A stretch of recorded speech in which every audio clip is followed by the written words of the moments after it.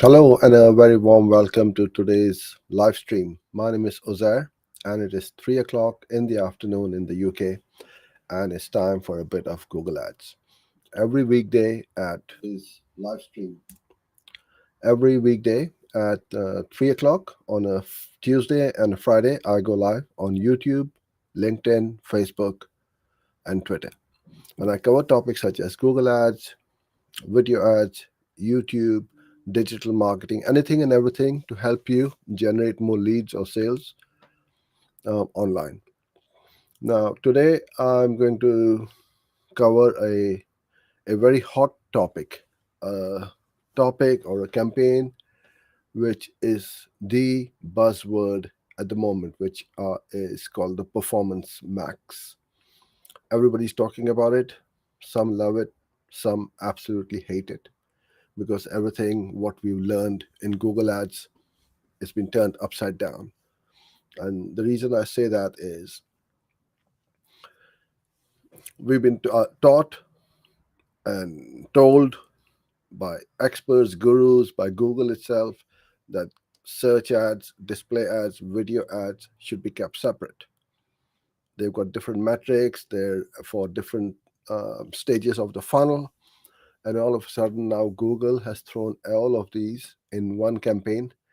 And now a lot of marketeers, business owners, advertisers are a bit puzzled as to what to do, how to manage these campaigns, and what are the best practices. So today I'm going to talk about some optimization tips as to how you can improve your performance max campaigns if you are running them. I've gone through the Google, what they're actually saying and telling us what to do, and put some things from there over here, as well as learned quite a lot from our friends at Solutions 8, Kasim and John.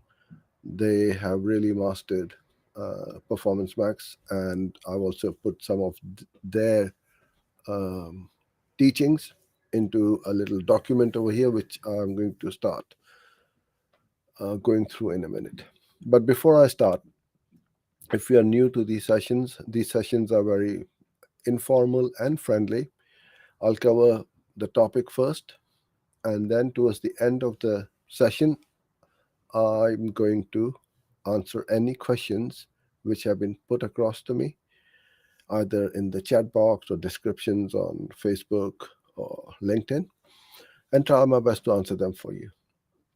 So if you have any questions, then please start pinging them in so I can see them come through, and I'll go to them at the end of the session. All right. So let's get started.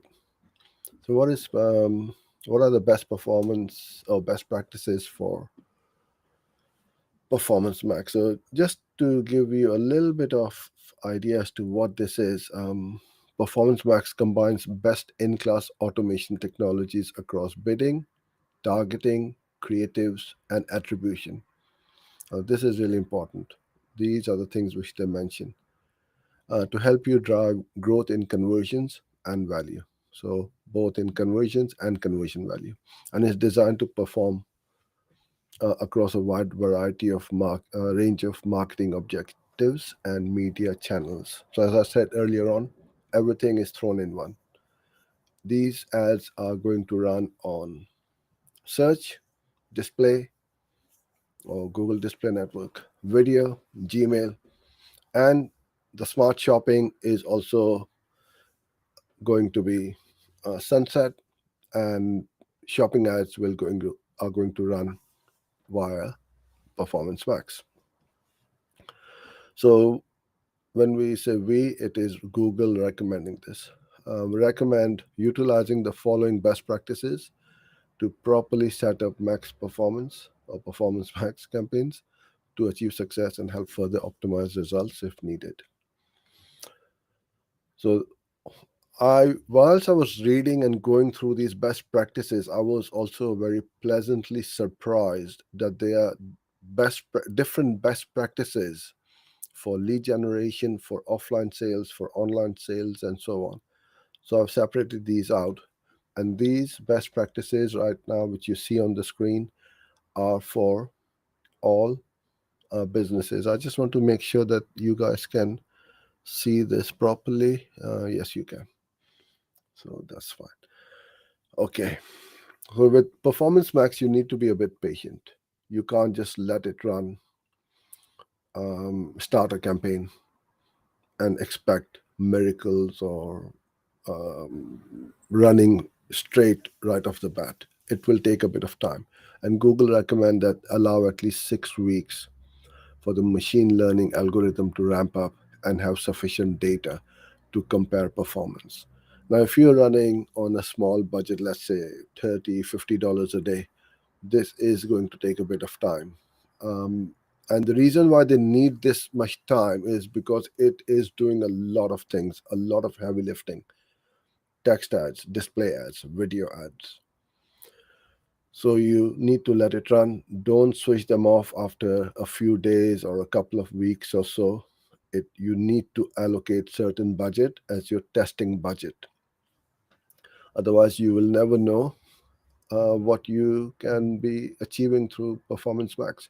And the beauty of Performance Max is there are no keywords.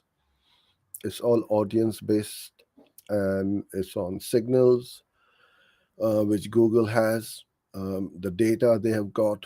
They know who's likely to convert, who isn't.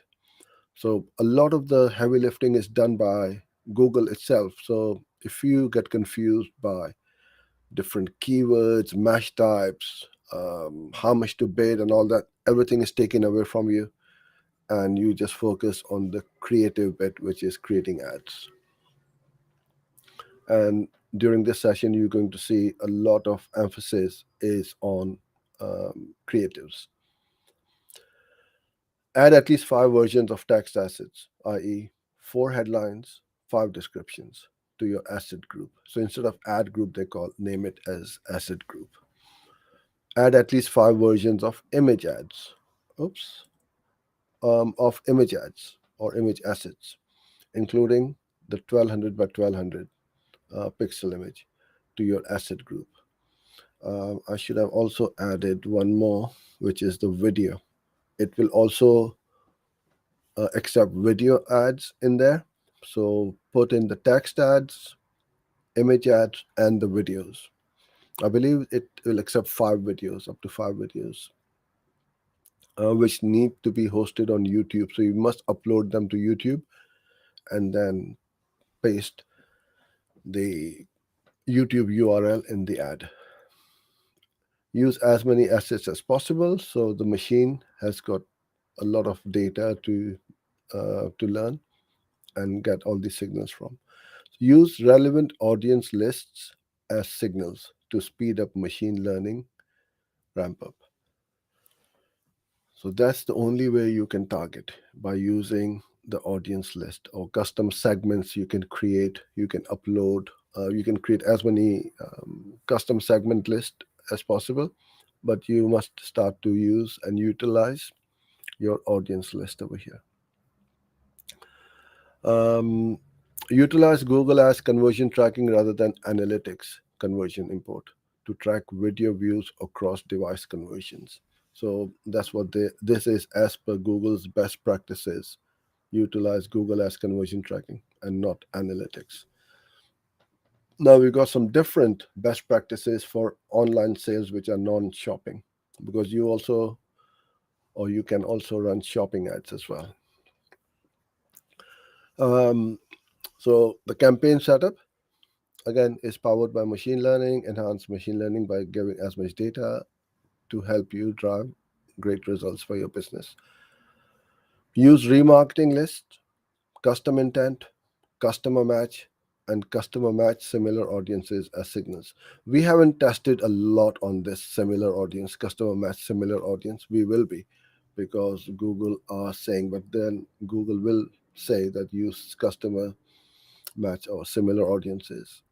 But for sure, remarketing list is really important, custom intent, and customer match. So you can upload your customer match, customer list as well, and use that as part of your targeting. Now we come on to the creatives, and these are the ads. Refresh your creatives. Creative is your most powerful tool to drive performance and allows you to customize the campaign to promote new products or services. For best results, focus on providing unique content. So, as I said earlier on, all that time you spend on keywords, search terms, negative keywords, and all that is taken away. You don't need to worry about it. You need to focus on the creatives side of things.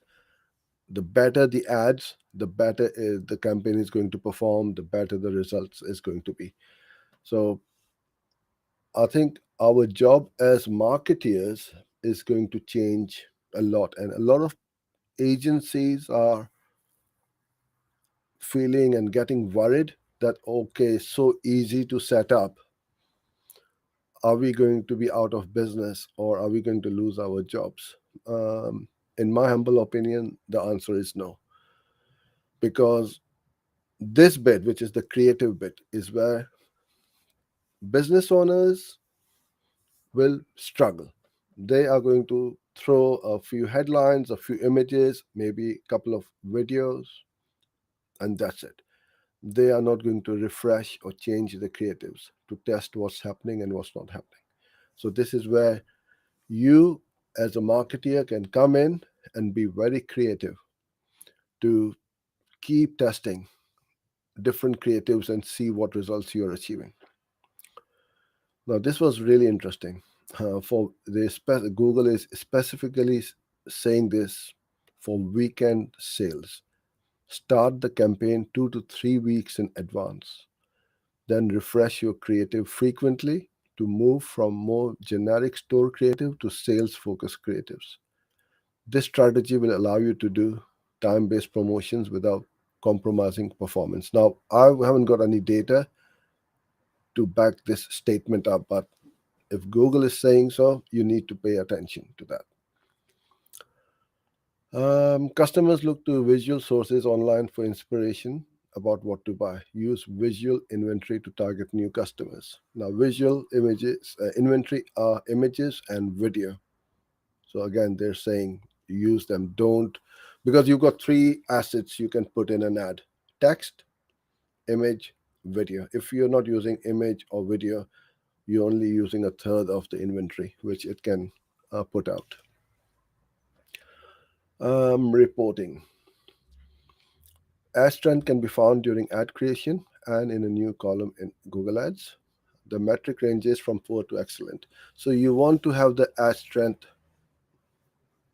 as excellent. Quite often, it's not possible to achieve it.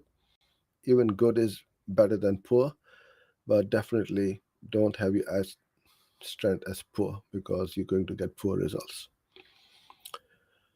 Okay, so now we move on to the best practices for lead generations, and these are all specific best practices for each type of campaign which Google have put up online. So this bit is the same by powered by machine learning, and the more you run it, the machine and the algorithm is going to get better and better to learn and see what you are looking for.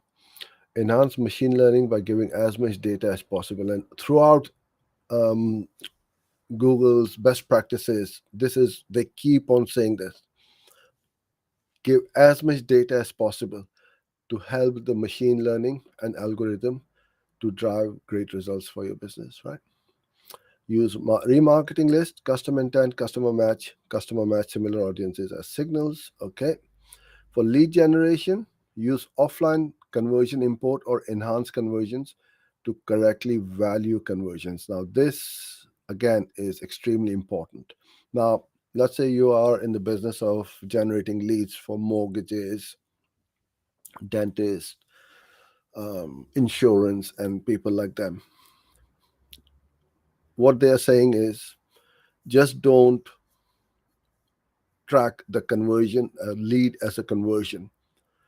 Those leads which convert, you can import back the conversion value into Google Ads through offline conversion tracking or offline conversion import, or using the new enhanced conversions, right?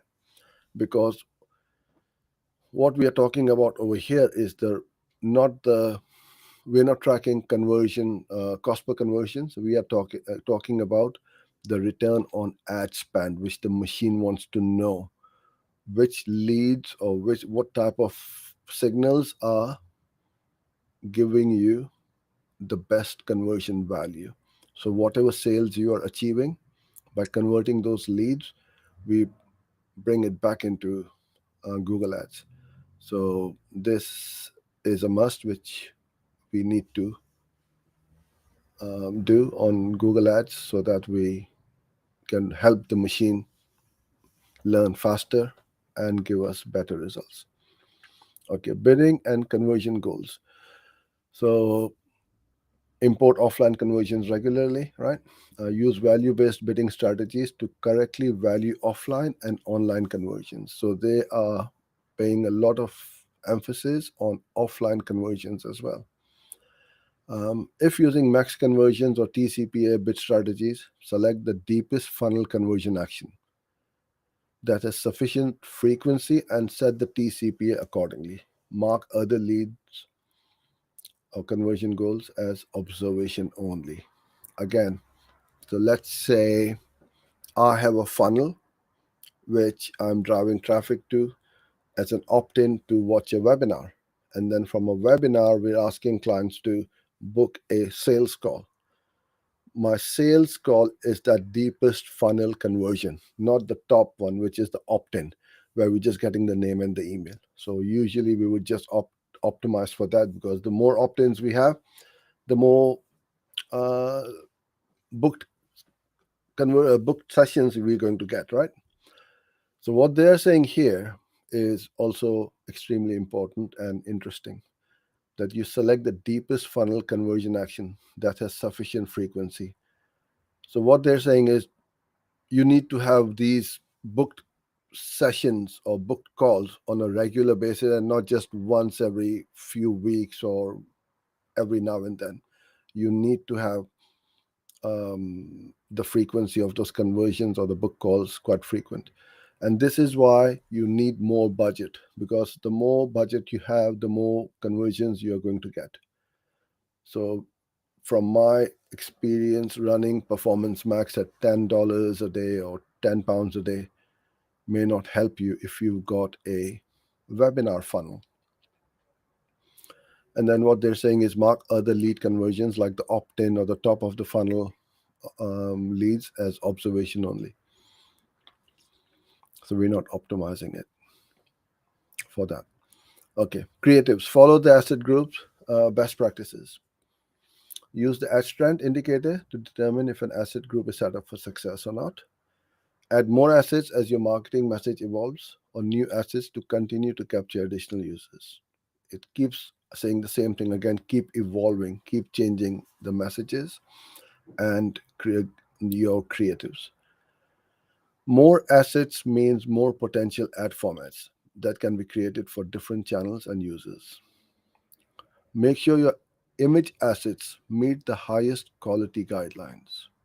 Right, image quality, especially for images, it you need to have good quality images and not low resolution. So, example for discovery or image extensions, video ads, etc. Make sure that you've got the highest quality assets to enable serving on as many surfaces as possible to achieve better performance. As I said, it goes across all the Google's channels and properties. Uh, a lead form best practice would be to ask only for information that is strictly necessary. Additional questions will decrease completion rate and hence increase your target CPA or your cost per acquisition. So, what they're saying here is keep that form on your landing page to a bare minimum.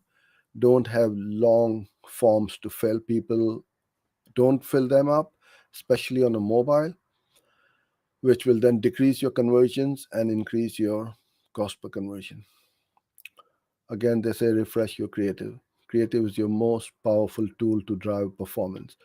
We don't have the keywords. Keywords used to be our most powerful tool before. Now these are the creatives, image and the videos, which are our most powerful tool to drive performance and allows you to customize the campaign to relevant audiences. Add another asset group if you want to tailor ads for a different audience. So different asset group can be targeted to different audiences with different ads or messages. Audience signals don't work as targeting, and the asset group serves beyond the audience.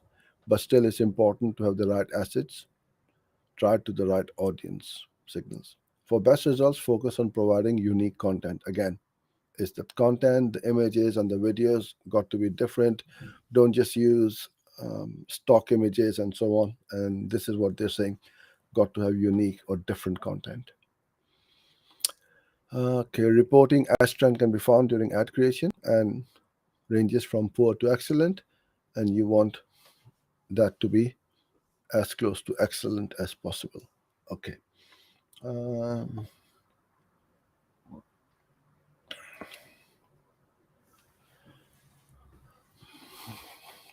Now, different best practices for retail advertisers with a Google Merchant Center feed. So we're going to have a different set of best practices, especially for e-commerce business, and this is for your shopping ads.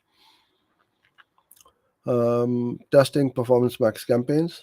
Performance Max campaigns will be prioritized over existing smart shopping campaigns that run the same products in the same account. Now, smart shopping is going to be sunset later on in the year, so you won't be able to set up later on. But for now, this is proven to be true because it takes over all other campaigns and cannibalizes every other campaign in the account.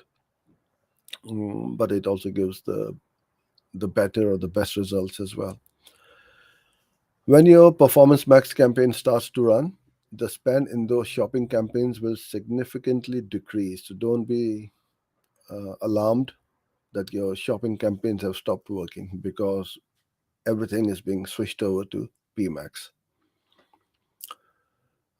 Will significantly decrease and Performance Max will ramp up in its place. So one campaign is going down, the other one is going up, which is very true to for in my experience.